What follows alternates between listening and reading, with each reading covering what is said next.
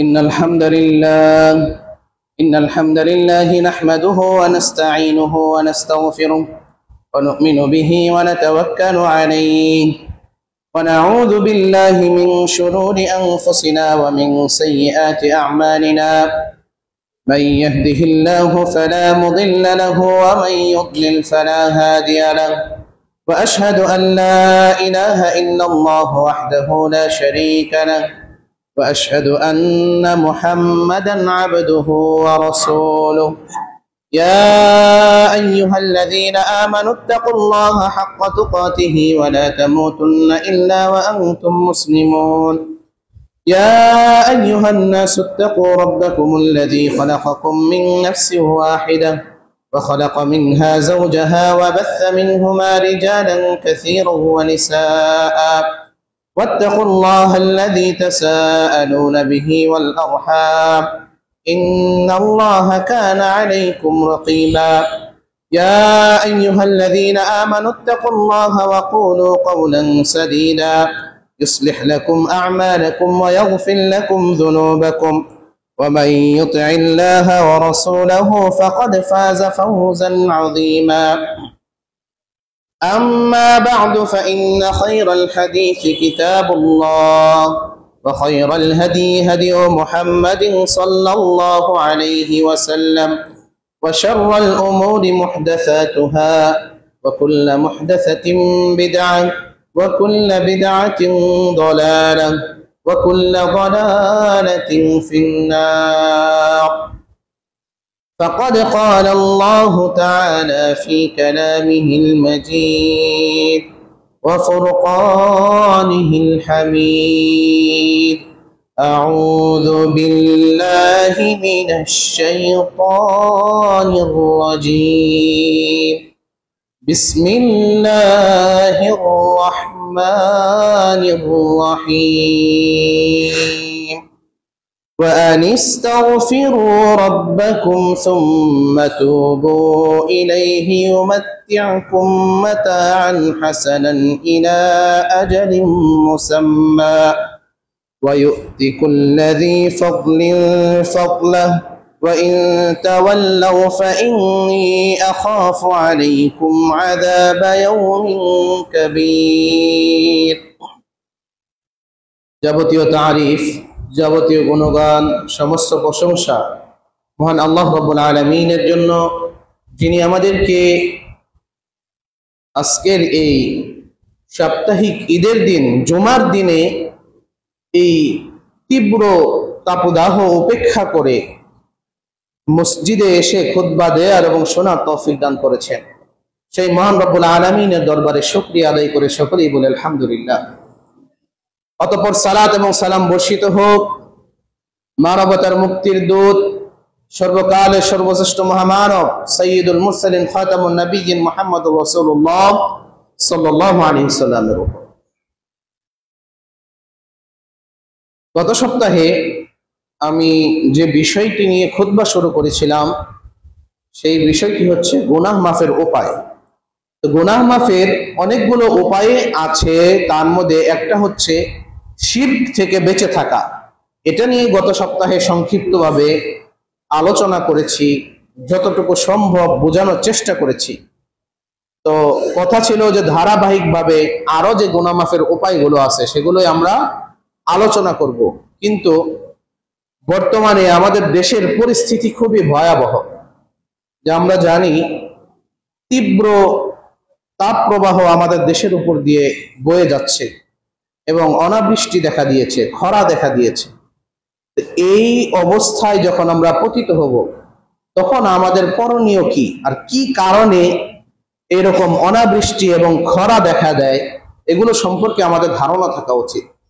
যার কারণে গত সপ্তাহের যে ধারাবাহিক বিষয় ছিল, আজকে সেই বিষয়টি নিয়ে আলোচনা না করে এই তীব্র তাপদাহ এবং অনাবৃষ্টিতে আমাদের কি করণীয় সেই বিষয় নিয়ে আজকে আলোচনা করার চেষ্টা করব ইনশাআল্লাহ। আল্লাহ তাআলা যদি তৌফিক দান করেন, ওয়া মা তাওফীকি ইল্লা বিল্লাহ আলাইহি তাওয়াক্কালতু ওয়া ইলাইহি উনীব। এবং পরবর্তী সপ্তাহ থেকে আমাদের ধারাবাহিক আলোচনা আবার চালিয়ে যাব ইনশাআল্লাহ। তো এই যে তীব্র তাপদাহ এবং অনাবৃষ্টি চলছে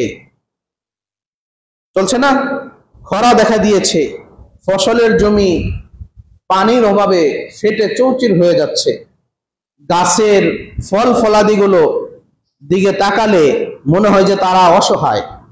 আম গাছে আম পরিপূর্ণ, কিন্তু আমগুলো একদম জীর্ণ শীর্ণ অবস্থা, রুক্ষ অবস্থা, একটু ছোঁয়া লাগলেই ঝরে পড়ে যায় বৃষ্টির অভাবে। এরকম যদি চলতে থাকে আমাদের কি ফসল ফলাদিও নষ্ট হয়ে যাবে, ফল ফলাদিরও অনেক ক্ষতি হবে, আমরা অনেক বিপদের সম্মুখীন হব। আর সব থেকে বড় কথা হলো আল্লাহ তাআলার যে একটা নিয়ামত পানি, যে পানি ছাড়া জীবন ধারণ করা একেবারেই অসম্ভব। বর্তমানে যে আবহাওয়া বিরাজ করছে এটা যদি ধারাবাহিকভাবে চলতে থাকে হয়তো আমাদের দেশের পানির লেয়ার আরো অনেক নিচে চলে যাবে। যখন এই সাধারণভাবে টিউবওয়েল দিয়ে অথবা আমরা যে মোটরগুলো ইউজ করি সাধারণত, এগুলো দিয়ে আমরা কিছুদিন পর হয়তো পানিও পাবো না। যারা ফসলি জমিতে সেচ ব্যবহার করি, সেচ দিই মেশিনের মাধ্যমে, তারাও একসময় দেখা যাবে যে পানির সংকটের কারণে ফসলি জমিতে পানি দিতে পারবে না, যদি এটা এরকম আবহাওয়া চলমান থাকে। এজন্য এই আবহাওয়া থেকে মুক্তি পাওয়ার জন্য, নাজাত পাওয়ার জন্য আমাদেরকে আল্লাহ রাব্বুল আলামিনের কাছে সাহায্য চাইতে হবে।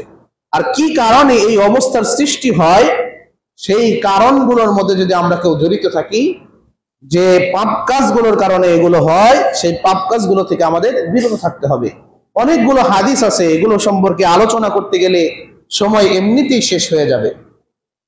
ইতিপূর্বেও সংক্ষিপ্তভাবে আলোচনা করেছি যে ইবনে মাজার হাদিসে বর্ণিত আছে, বিস্তারিত বলবো না, শুধু স্মরণ করিয়ে দিচ্ছি যে যখন কোন জাতি যাকাত দেওয়া বন্ধ করে দেয়, ঠিকভাবে যাকাত আদায় করে না, তখন তাদের উপর অনাবৃষ্টি দেখা দেয়। তখন কি অনাবৃষ্টির দেখা দেয়। সহিহ মুসলিমের একটা হাদিস আছে, সেটি হচ্ছে যখন প্রকাশ্য বেহায়াপনা বেড়ে যায়। প্রকাশ্য বেহায়াপনা মানে বুঝেন, অপ্রকাশ্য বেহায়াপনা তো অনেক আগে থেকেও আছে, কিন্তু ইদানিং কিন্তু প্রকাশ্য বেহায়াপনা অনেক বেড়ে গেছে। অপ্রকাশ্য বেহায়াপনার মধ্যে অনেক আছে, অনেকেই অনেক বেহায়াপনায় লিপ্ত, কিন্তু কারো কাছে প্রকাশ করে না, গোপনে সে পাপ করে, এর জন্য সে গুনাহগার হয়। পরবর্তীতে তিনি যদি ক্ষমা চায় আল্লাহ রাব্বুল আলামিন হয়তো ক্ষমা করবেন। কিন্তু প্রকাশ্য বেহায়াপনা যেগুলো, বিভিন্ন জায়গায় কনসার্টের আয়োজন করা হচ্ছে, নারী পুরুষ অবাধে নাচানাচি করছে, পোশাক আশাকের ঠিক ঠিকানা নাই, হয় না এরকম? কিছুদিন আগে আমাদের বাংলাদেশে পাকিস্তানের একটা শিল্পী যে হিন্দি গান গায়, তাকে নিয়ে একটা কনসার্ট হলো। মানে মেয়ে মানুষরা এমন এমন পোশাক পরে নাকি সেখানে যোগ দিয়েছে, অবস্থা খারাপ। মনেই হয় না এটা কোনো মুসলিম রাষ্ট্র, বা যারা সেখানে যোগ দিচ্ছে তারা কোনো মুসলিম পরিবারের সন্তান। অথচ জিজ্ঞেস করলে দেখবেন মা বাবার নাম মুসলিম নাম এবং পরিবারও মুসলিম। এক্ষেত্রে আরেকটা কথা স্মরণ করতে চাই যে কোনো ভালো জিনিস যদি পাকিস্তান থেকে বাংলাদেশের প্রতি, কোনো ভালো কাজে যদি পাকিস্তানের প্রতি সাপোর্ট দেওয়া হয়, তাহলে আমাদের দেশের এক শ্রেণীর লোক আছে যারা তাদেরকে রাজাকার ট্যাগ দিতে চায়। কি দিতে চায়? ভারত পাকিস্তানের সাথে আমাদের যুদ্ধ হয়েছে ঠিক আছে, তাই বলে তাদের ভালো কাজকে তো ভালো বলার সুযোগ আছে না? নাই। অনেকে দেখা যায় যদিও এই খেলাধুলার সাপোর্ট করা হারাম, তবু দেখা যায় পাকিস্তানের ক্রিকেট দলকে কেউ সাপোর্ট করলে সেটাকে অন্যদিকে টেনে নেওয়ার চেষ্টা করা হয়। কিন্তু পক্ষান্তরে পাকিস্তানের শিল্পী এসে বাংলাদেশে কনসার্ট করে, সেটা নিয়ে কারো কোনো মাথা ব্যথা নাই, কারণ জিনিসটাই খারাপ। খারাপ পাকিস্তান করলেও তাদের আপত্তি নাই। আর যদি ভালো কোনো কাজ করতো তাহলে এক শ্রেণীর, কি বলবো, বলার কিছু নাই, এক শ্রেণীর মানুষ হয়তো কথা বলতো যে পাকিস্তান থেকে আমরা যুদ্ধ করে কষ্ট করে স্বাধীনতা অর্জন করলাম, আর আজকে এই পাকিস্তানি অনুষ্ঠানে যদি আমরা যোগ দিই আমাদের এই স্বাধীনতার কি মূল্য রয়েছে, এরকম একটা বক্তব্য অনেকেই দিত। কিন্তু গান বাজনার অনুষ্ঠান হওয়াতে কারো চেতনায় কোনো প্রকার আঘাত লাগে নাই, সবাই গিয়ে কি তার সাথে আগে আগে সেলফি তোলার চেষ্টা করেছে, কত কিছু করেছে, অথচ শিল্পী কিন্তু পাকিস্তানের। এখানে কারো চেতনায় কোনো প্রকার আঘাত নাই, কেননা বেহায়াপনা অশ্লীলতা হচ্ছে। সমস্যা কোথায়? ভালো কাজ হলে কিভাবে সেটা ঠেকানো যায় সেই বিষয়ে সকলেই চেষ্টা করে।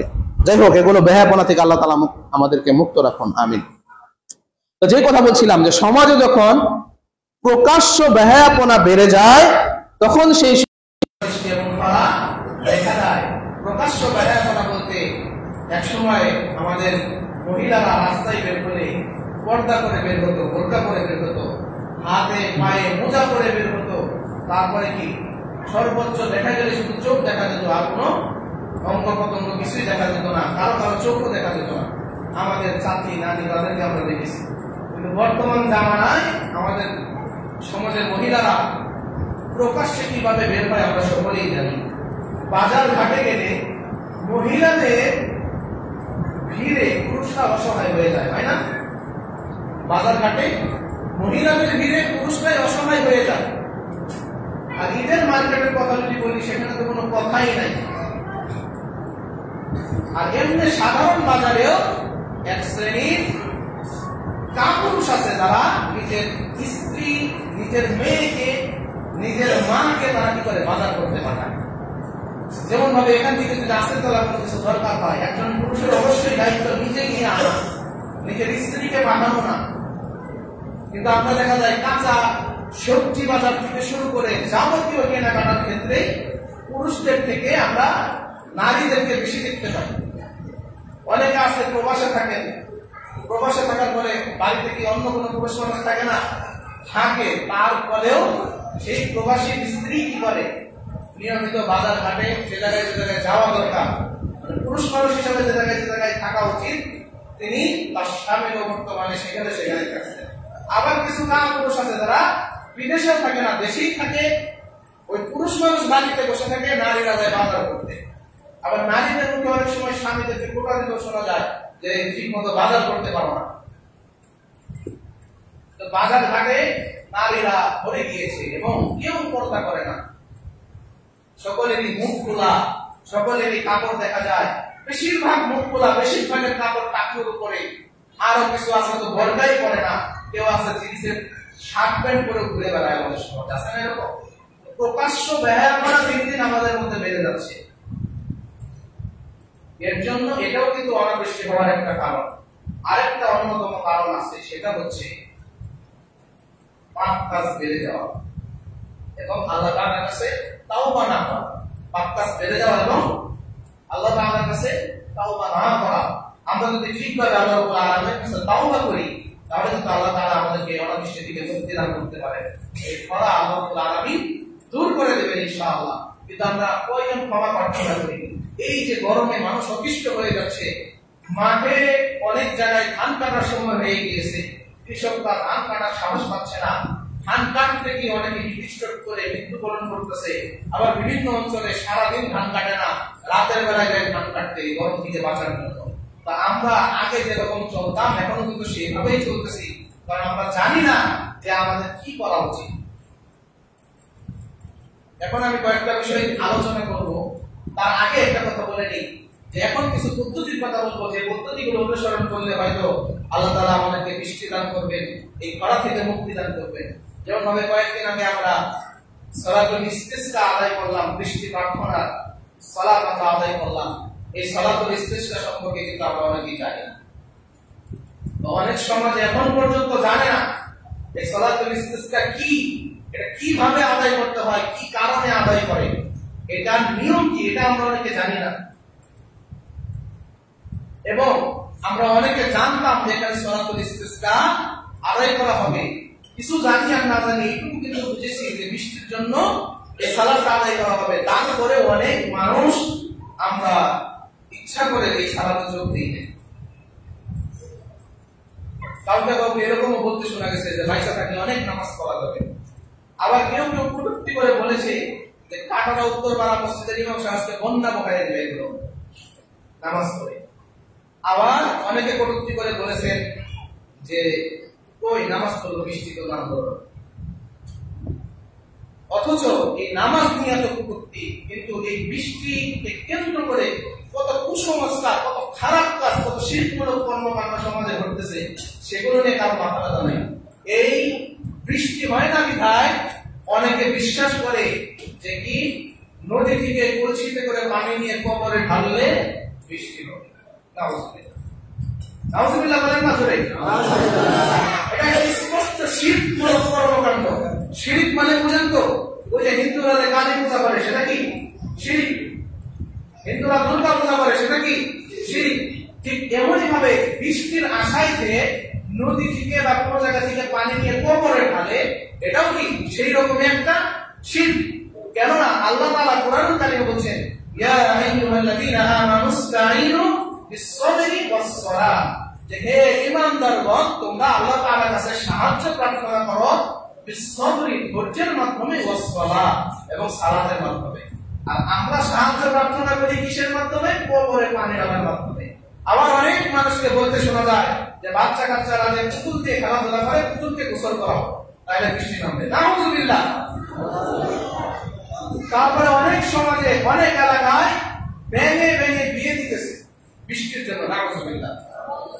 আবার অনেক জায়গায় কি করে, ছোট পোলা বা কৃষকরা কি করে, শরীরে কাদা মাখামাখি করে রোদ্রে দাঁড়িয়ে থাকে বা কাদার মধ্যে গড়াগড়ি করে বৃষ্টির আশায়।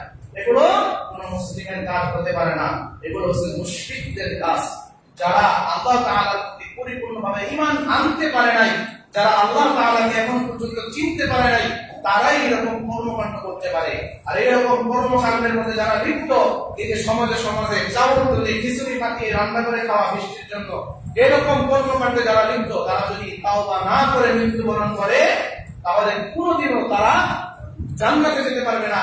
কারণ না, আল্লাহ আলামিন এই শিরকের গুনাহ কখনো ক্ষমা করেন না।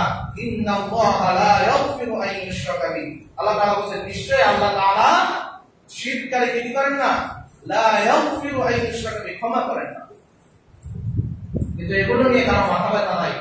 রাসূলুল্লাহ সাল্লাল্লাহু আলাইহি ওয়াসাল্লাম যেভাবে বৃষ্টির জন্য প্রার্থনা করতেন, সেইভাবে আমরা একটা সালাতুল ইস্তিসকা আদায় করছি, এগুলো নিয়ে সমালোচনা শুরু হয়ে গেছে। আর আমাদের দেশের এক শ্রেণীর আলেম সমাজ, তারা জানেই না সালাতুল ইস্তিসকা কি। এই বাংলাদেশে যদি আহলে হাদিস আলেমরা এই সালাতুল ইস্তিসকা আদায় শুরু না করতো, বাংলাদেশের মানুষ জানতেই পারতো না যে বৃষ্টি প্রার্থনার জন্য একটা নামাজ আছে। আর এই সালাতুল ইস্তিসকায় কিভাবে যেতে হয় না যেতে হয় আমরা অনেকেই কিছু জানি না। সালাতুল ইস্তিসকা সালাতের পদ্ধতিটা ঈদের সালাতের মতো, কিন্তু আমরা ঈদের দিন যেমন পরিপাটি হয়ে সুগন্ধি ব্যবহার করে বের হই, সালাতুল ইস্তিসকাতে অতি নগণ্য সাধারণ পুরাতন পোশাক পরে বের হতে হয়, যাতে নিজেকে অসহায়ের মতো দেখা যায়। এবং পুরাতন কাপড় না থাকলে নতুন কাপড় উল্টায়া পড়তে হয়, যাতে এত চাকচিক্য না বোঝা যায়। আমরা অসহায় হয়ে আল্লাহ রাব্বুল আলামিনের কাছে সাহায্য চাইবো, সেখানে যদি চুপ বা হাসি রুমাল এগুলো করে দাঁড়াই, তাহলে এটা মানানসই হবে না, হাদিস মোতাবেক হবে না। সালাতুল ইস্তিসকাতে জীর্ণ শীর্ণ কাপড় পরে চাদর গায়ে দিয়ে সালাত আদায় করতে হয়। আমাদের দেশের অনেক আলেম ওলামা তাদের ইমামতিতে এই সালাত আদায় করেছেন।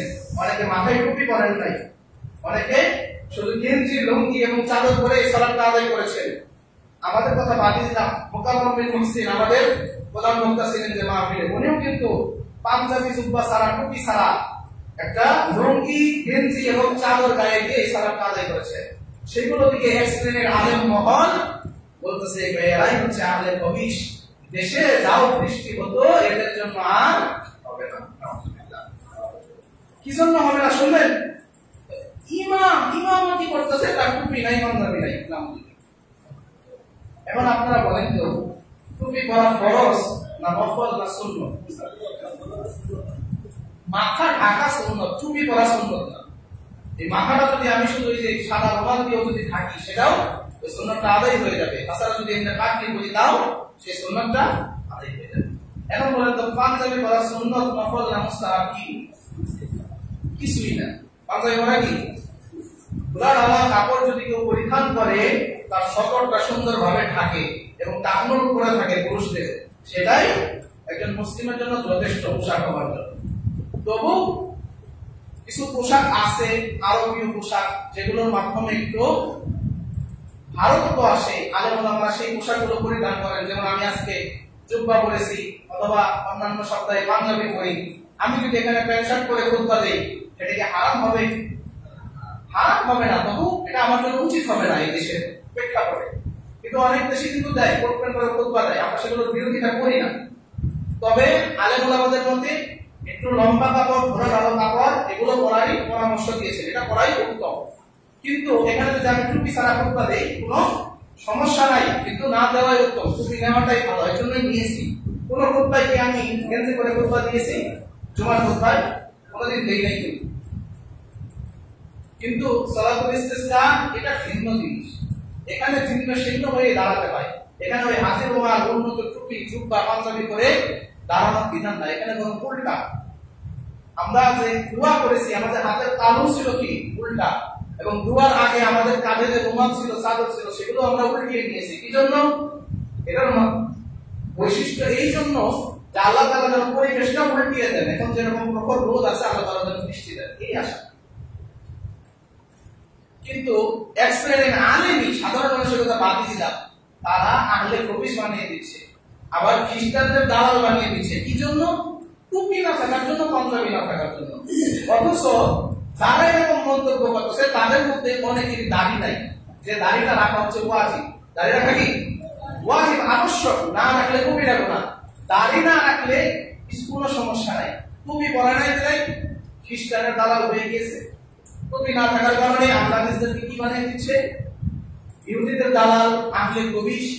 আবার কি বলা হচ্ছে? যাও বৃষ্টি হতো, এদের কারণে আর হবে না। আমি মনে মনে ভাবি যে এইরকম আলেম যদি দেশে থাকে, সেই দেশে আসলে বৃষ্টির আশা আমরা কিভাবে করতে পারি? মাঝে মধ্যে টেনশন।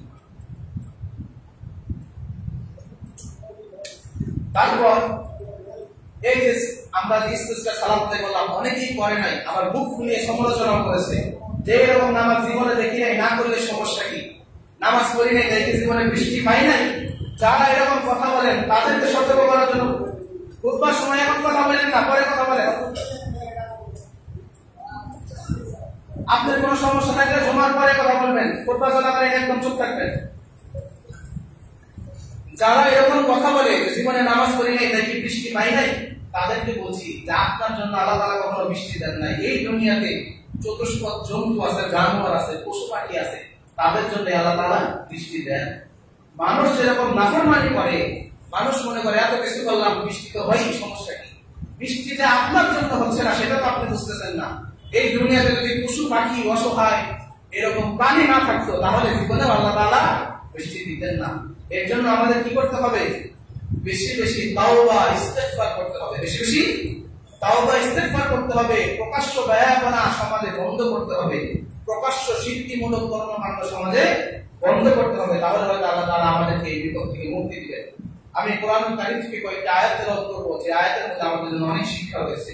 মানে আল্লাহ রাব্বুল আলামিন সূরা নূহের 10 নম্বর আয়াতে বলতেছেন, নূহ আলাইহিস সালামের কাহিনী বলতেছেন যে ফাকুল তুস্তাগফিরু রাব্বাকুম ইন্নাহু কানা গাফফারা। নূহ আলাইহিস সালাম তার জাতিকে কি বলছেন? যে ইস্তাগফিরু রাব্বাকুম, তোমরা তোমাদের রবের নিকট কি করো? ইস্তিগফার করো, ক্ষমা চাও। তোমাদের রবের নিকট কি করো? ইস্তিগফার করো, ক্ষমা চাও। ইন্নাহু কানা গাফফারা, তিনি মহা ক্ষমাশীল, মহা ক্ষমাশীল। তারপর 11 নম্বর আয়াতে বলছে ইউসিরিস সামাআ আলাইকুম মিদরারা, তোমরা যদি আল্লাহ তাআলার কাছে তওবা করো তাহলে কি করবেন? ইউসিরিস সামাআ আলাইকুম মিদরারা, তিনি তোমাদের জন্য প্রচুর বৃষ্টিপাত ঘটাবেন। সুবহানাল্লাহ। ইউসিরিস সামাআ আলাইকুম মিদরারা, তিনি তোমাদের জন্য প্রচুর বৃষ্টিপাত ঘটাবেন। ওয়া ইউমদিদুকুম বিআমওয়ালিন ওয়া বানিন ওয়া ইয়াজআল লাকুম জান্নাতিন ওয়া ইয়াজআল লাকুম আনহারা। আল্লাহ তাআলা বলেন ওয়া ইউমদিদুকুম বিআমওয়ালিন ওয়া বানিন, তিনি তোমাদের সমৃদ্ধ করবেন বিআমওয়ালিন ওয়া বানিন, ধন সম্পদ এবং সন্তান সন্ততি দিয়ে। বিআমওয়াল, ধন সম্পদ, ওয়া বানিন, এবং সন্তান সন্ততি দিয়ে তোমাদের কি করবেন? সমৃদ্ধ করবেন। ওয়া ইয়াজআল লাকুম জান্নাত, এবং তোমাদের জন্য জান্নাত দিবেন। ওয়া ইয়াজআল লাকুম আনহারা, এবং তোমাদের জন্য কি করবেন? নদী নালা প্রবাহিত করবেন। সুবহানাল্লাহ, কত সুন্দর কথা। আর আমরা যদি তাওবা ইস্তেগফার না করি তাহলে কি আমাদের জন্য বিপদ অপেক্ষা করছে। আর সেই বিপদ শুধু পরকালের বিপদই না, যারা আল্লাহ তাআলার সাথে নাফরমানি করে, আল্লাহ তাআলার কাছ থেকে মুখ ফিরিয়ে নেয়, তাওবা করে না, তাদের জীবনটা দুনিয়াতেও কষ্টদায়ক হয়ে যায় এবং আখিরাতে তো অনন্ত কষ্ট তার জন্য অপেক্ষা করছে। পক্ষান্তরে যারা আল্লাহ তাআলার ইবাদত বন্দেগীতে মত্ত থাকে, আল্লাহ তাআলার সন্তুষ্টি অর্জন করতে পারে, তারা দুনিয়ার জমিনেও শান্তিময় জীবন লাভ করে এবং মৃত্যুর পর তো তাদের জন্য মহা পুরস্কার অপেক্ষাই করছে। যেমন আল্লাহ তাআলা সূরা তাহা 124 নম্বর আয়াতে বলেন, ওয়ামান আ'রাদা আন যিকরি ফাইন্না লাহু মাঈশাতান দানকাও ওয়া নাহশুরুহু ইয়াওমাল কিয়ামাতি আ'মা। আল্লাহ তাআলা বলেন, যে আমার শরণে বিমুখ তার জীবন যাপন হবে সংকুচিত। তার জীবন যাপন হবে কি? সংকুচিত। এবং আমি তাকে কিয়ামত দিবসে অন্ধ হিসাবে উত্থান করব। তাকে কিয়ামত দিবসে কি? অন্ধ হিসাবে উঠানো হবে। আল্লাহর স্মরণ থেকে, আল্লাহর জিকির আজকার থেকে, আল্লাহর ইবাদত থেকে যারা বিমুখ, তাদের জীবন দুনিয়াতে আল্লাহ রাব্বুল আলামিন দেবেন সংকুচিত করে, এবং কিয়ামতের দিন তাদেরকে অন্ধ করে উঠানো হবে। আউযুবিল্লাহ। আল্লাহ তাআলা কাছে তওবা করা উচিত না বলেন। তারপর আরেকটা আয়াত দেখি, আল্লাহ রাব্বুল আলামিন বলেন, ওয়া আনিস্তাগফিরু রাব্বাকুম সুম্মা তুবু ইলাইহি। তোমরা নিজেদের রবের নিকট ক্ষমা প্রার্থনা করো, অতঃপর তার প্রতি কি থাকো? সুম্মা তুবু ইলাইহি, তার প্রতি বিবিষ্ট থাকো। ওয়া ইউমাত্তিউকুম মাতাআন হাসানা, তিনি তোমাদেরকে সুখ সম্পদ দান করবেন নির্দিষ্ট কাল পর্যন্ত। ইলা আজালিন মুসাম্মা, নির্দিষ্ট কাল পর্যন্ত কি দান করবেন? আমাদের সুখ শান্তি দান করবেন। ওয়ায়ুসিকুল্লাযী ফাদলিন ফাদলা, এবং প্রত্যেক অধিক আমলকারীকে অধিক সওয়াব দিবেন।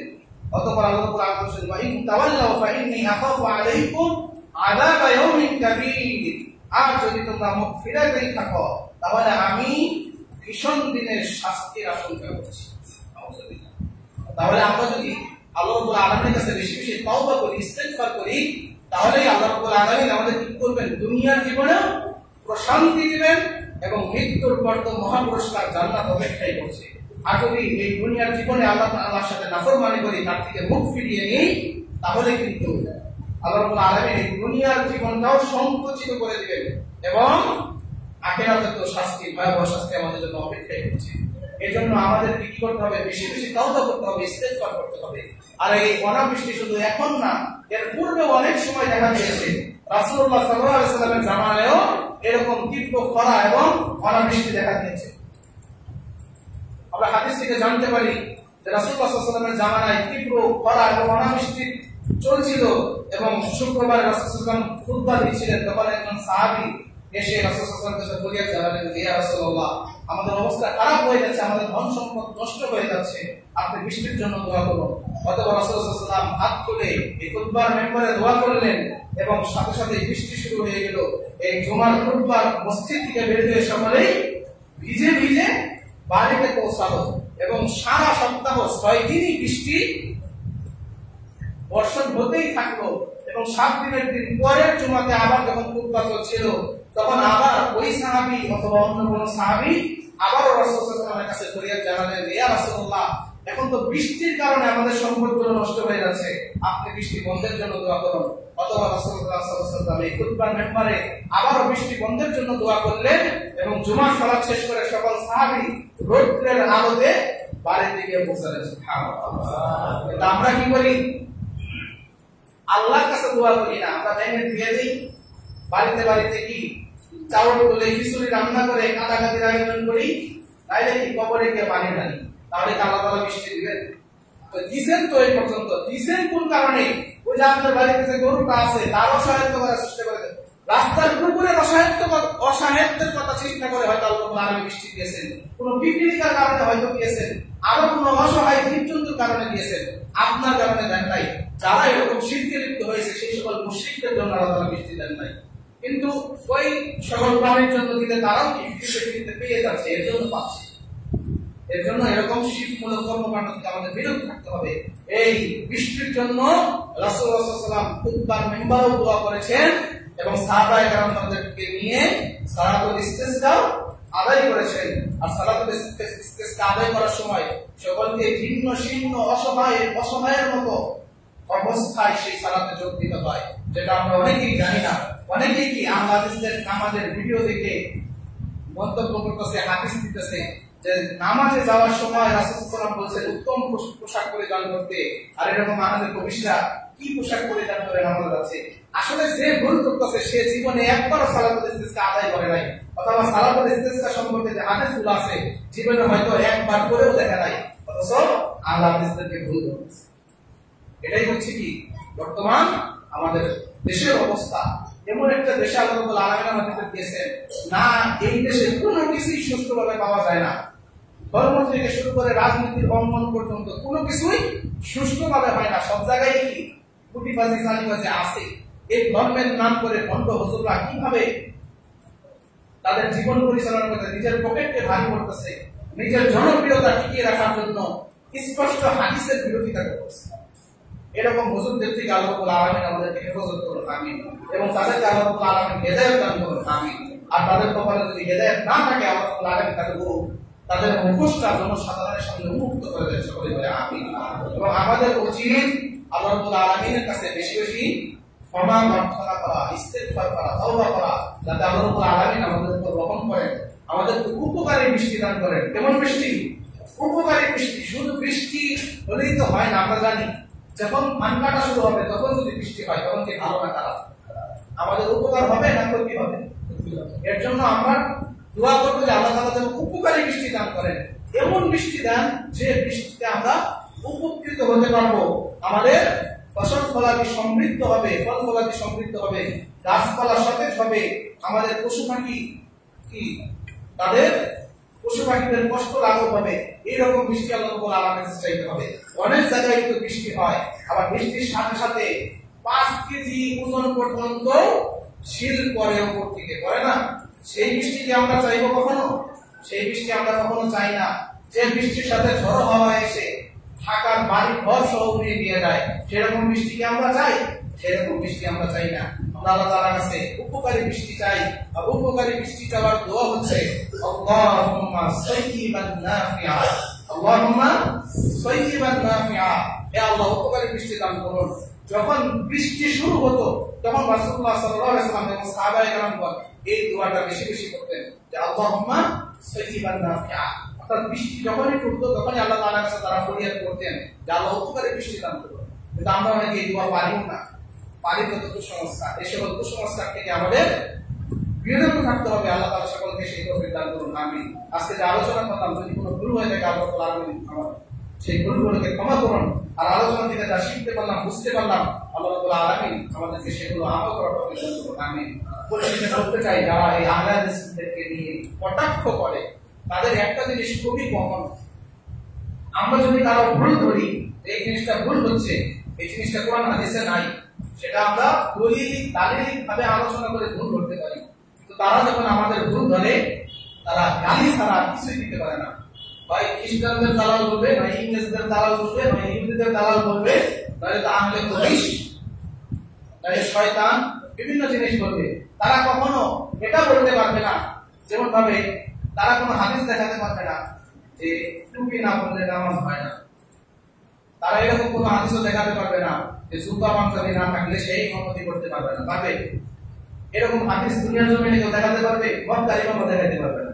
কিন্তু তবু কি তাদের চোখে তাদের ইসলামটা টুপি পাঞ্জাবি আর জুব্বার মধ্যে সীমাবদ্ধ। দাড়ি না থাকলে সমস্যা নাই, নামাজ না পড়লেও কাফের মনে করে না। হানাফিরা নামাজ না পড়লেও তাকে কাফের মনে করে না, ফাসিক মনে করে। অথচ টুপি না থাকলে হুজুরকে তারা মানে খ্রিস্টান বানিয়ে দিচ্ছে। কতটা অজ্ঞ থাকলে এরকম করা যায়? আসলে আমরা কারো কোনো মাযহাবের নাম ধরে কিছু বলতে চাই না, কিন্তু আমাদেরকে যেভাবে গালিগালাজ করা হয়, মাঝে মধ্যে জনসাধারণকে সতর্ক করার জন্য কিছু বলতে হয়। আল্লাহ তাআলা আমাদেরকে এইগুলো কাজ থেকে হেফাজত করুন, আমিন। সকলকে কোরআন এবং সহিহ সুন্নাহ অনুযায়ী আমল করার তৌফিক দান করুন, আমিন। আকুলু কওলি হাযা ওয়া আস্তাগফিরুল্লাহ লি ওয়া লাকুম ওয়া লিসাইরিল মুসলিমিন ফাস্তাগফিরুহু ইন্নাহু হুয়াল